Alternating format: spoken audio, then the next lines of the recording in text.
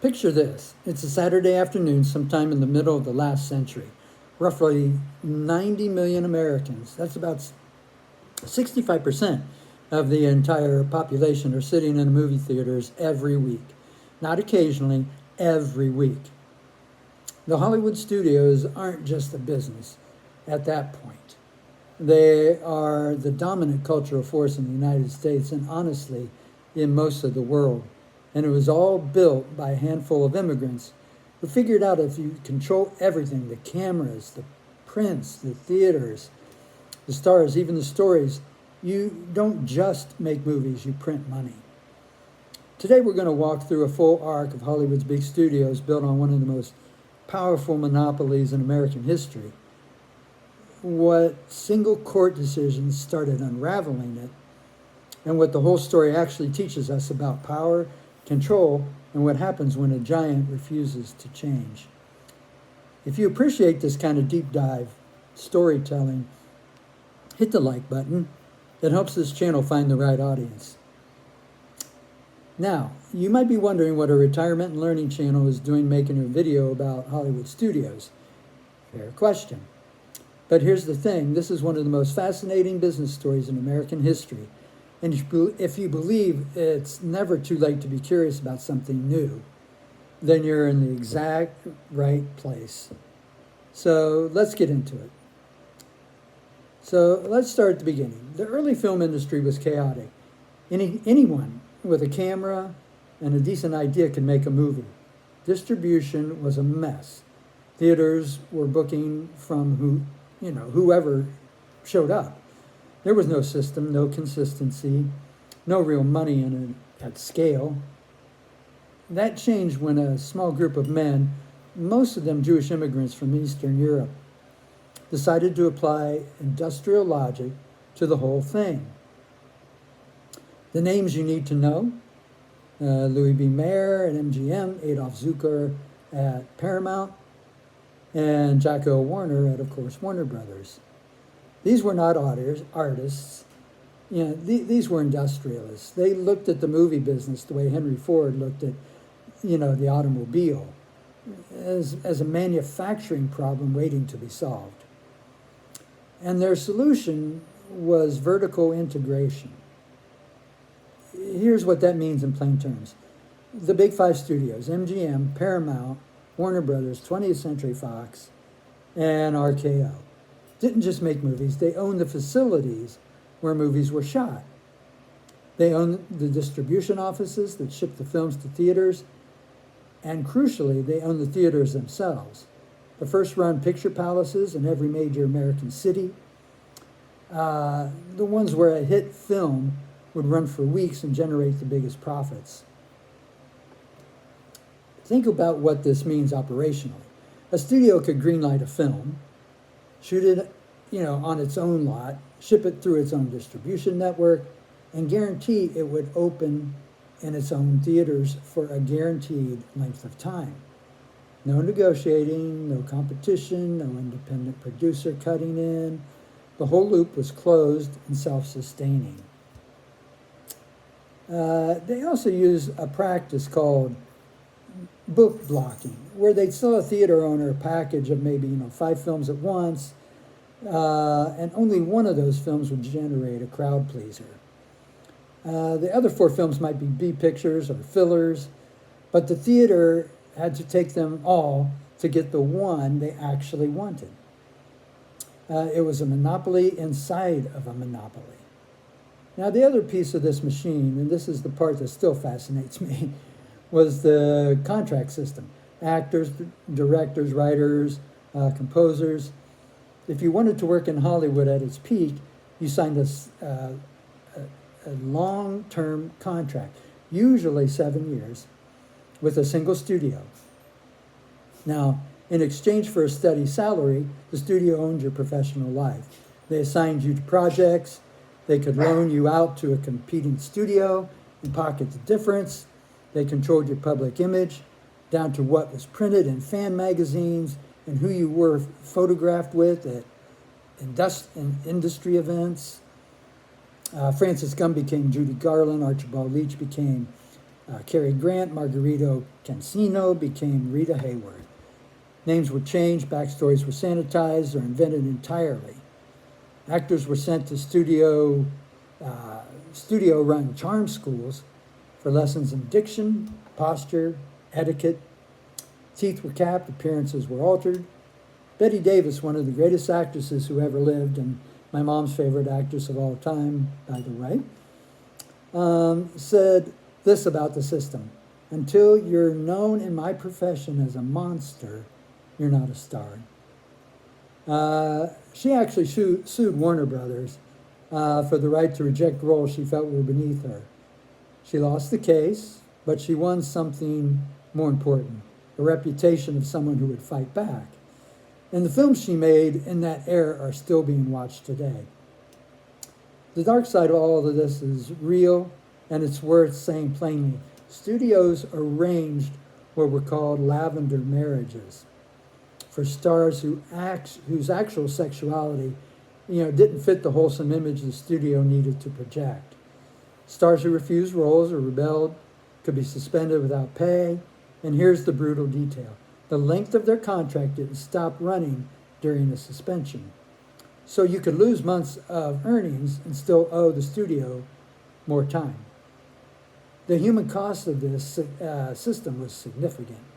Addiction, breakdowns, early deaths. The machine, extracted everything it could. Now let's talk about the brands, because this is something I find genuinely interesting.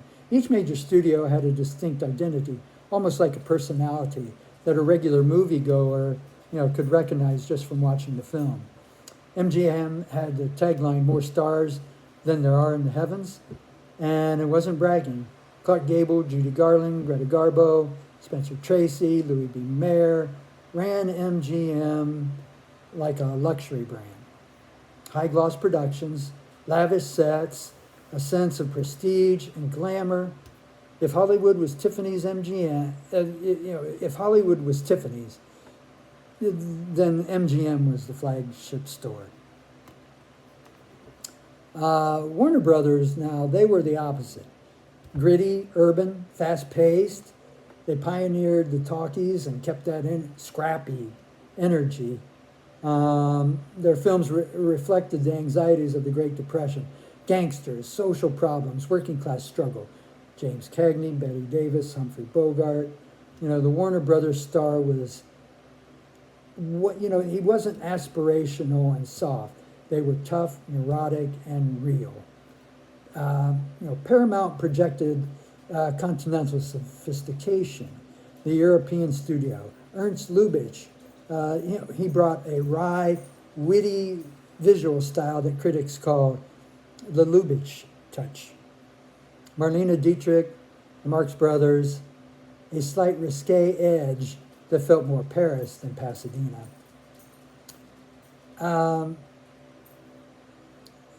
The point is, theater owners booking a Warner Brothers film knew exactly what they were getting and who would show up for it, just like buying a specific brand of appliance.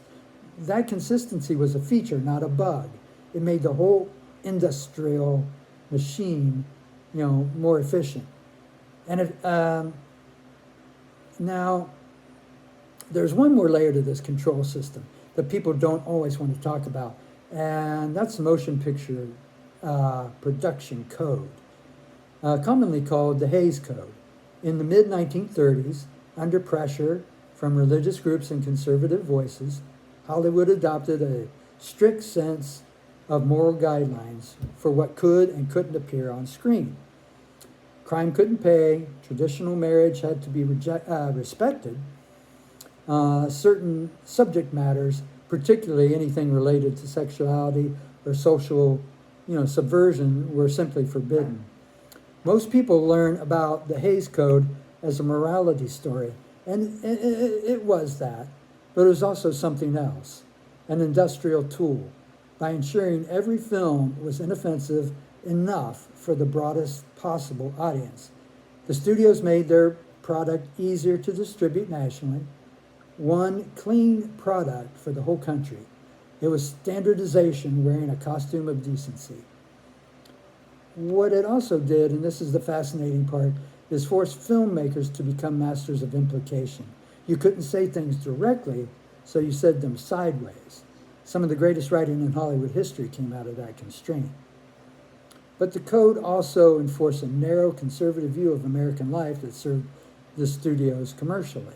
Audiences, they didn't get to see their real lives reflected on screen. They got a sanitized version that kept everyone comfortable and the profits flowing. So, all right, now we get to the turning point. And I want you to really sit with this date for a second. May 4th, 1948. That is the day the U.S. Supreme Court handed down its ruling in the United States versus Paramount Pictures, what became known as Paramount Decree. And it was the beginning of the end of the studio system as it had existed for 30 years. The government had actually filed the antitrust suit back in 1938. The studios fought it for a decade. They were good at dragging things out, but the Supreme Court finally ruled the vertical integration model, the studios owning production, distribution, and theaters all at once, was a violation of antitrust law. The studios had to sell off their theater chains. That one ruling shattered the closed loop. Suddenly, a studio couldn't guarantee that its own film would play in its own theater for a guaranteed run. It had to compete. Now it had to, compete with other films. Independent producers, for one, could get their films in front of audiences. The stranglehold broke at that point. Now, here's the fascinating subplot to this story. The studio that actually accelerated the collapse was the financially weakest one, RKO. Howard Hughes had just acquired a controlling interest in RKO, and he calculated that since RKO owned the fewest theaters of any of the big five studios, accepting the government's divorcement terms might actually put him on a more equal footing with his competitors. So Hughes cut a deal with the federal government first, split his studio in two, sell one part of it. That decision terminally undermined the whole studio's argument,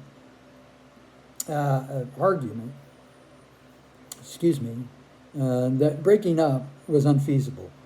If RKO could do it, they all had to. Paramount followed, then the others. One man's self-interested calculation, not idealism, not reform, just cold business math, cracked open a 30-year monopoly. So the monopoly was cracking, and then the studio was handed a second blow. It was called television. In the mid-1940s, there were roughly 6,000 television sets in the entire United States. By the early 1950s, there were over 12 million. Weekly theater attendance dropped nearly 50% in about 4 years. Now, that's not a gradual decline. That's a cliff, literally falling off of a cliff. The studio's initial response was honestly a little embarrassing. 3D movies, CinemaScope, widescreen, VistaVision, technical gimmicks designed to offer, something a 12-inch TV screen couldn't match. And none of that stopped the bleeding. So they went bigger, literally. Studios bet enormous, sums of spectacular historical epics. Ben-Hur, The Ten Commandments, films with thousands of extras and budgets that would seem astronomical, even accounting for inflation. Ben-Hur actually won. It worked. It won 11 Academy Awards and pulled MGM back from the brink of bankruptcy. But then Fox made Cleopatra with Elizabeth Taylor, and it became one of the most notorious, actually disasters in Hollywood history, nearly destroying the entire studio. Meanwhile, the stars themselves were seizing back the power the contracts had stolen from them. Elizabeth Taylor's $1 million salary for Cleopatra, unprecedented at the time, was a single flare.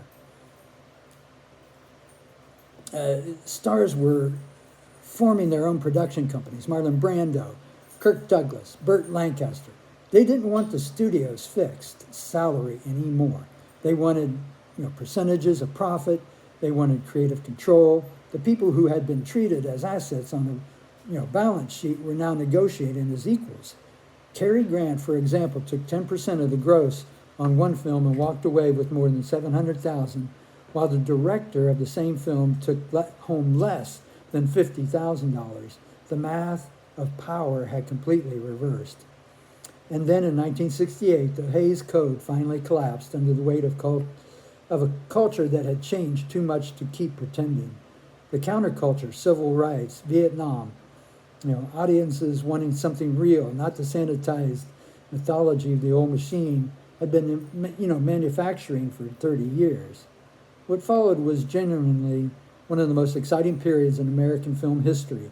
A generation of young directors, Coppola, Scorsese, Spielberg, stormed the weekend studio with fresh ideas. The weekend studios with fresh ideas. Easy Rider made for $400,000, grossed $60 million. The Godfather redefined what a film could be. Taxi Driver, Jaws, Star Wars. All that happened because the old system had broken down enough to let something new breathe. So what do we take from all this? Here's the lesson I keep coming back to. The Hollywood studio system built one of the most complete self-sustained monopolies in the history of American business. It controlled an entire cultural supply chain for 30 years. It manufactured myths that still shape, how we think about movies, fame, and storytelling. That is genuinely remarkable. And it was fragile the whole time because it was built on control rather than adaptability. The moment the vertical chain broke, the moment studios couldn't guarantee their own product a guaranteed audience, the whole logic of the system started to unravel. They optimized so completely for one model that they had no muscle memory for anything else. And here's the irony that I think about a lot. The studio system never actually died. It just changed owners and changed form. Disney today is the IP. It owns the production. It owns the streaming platform. It owns the merchandise. It controls the franchise, from origin story to theme park ride to anniversary box set.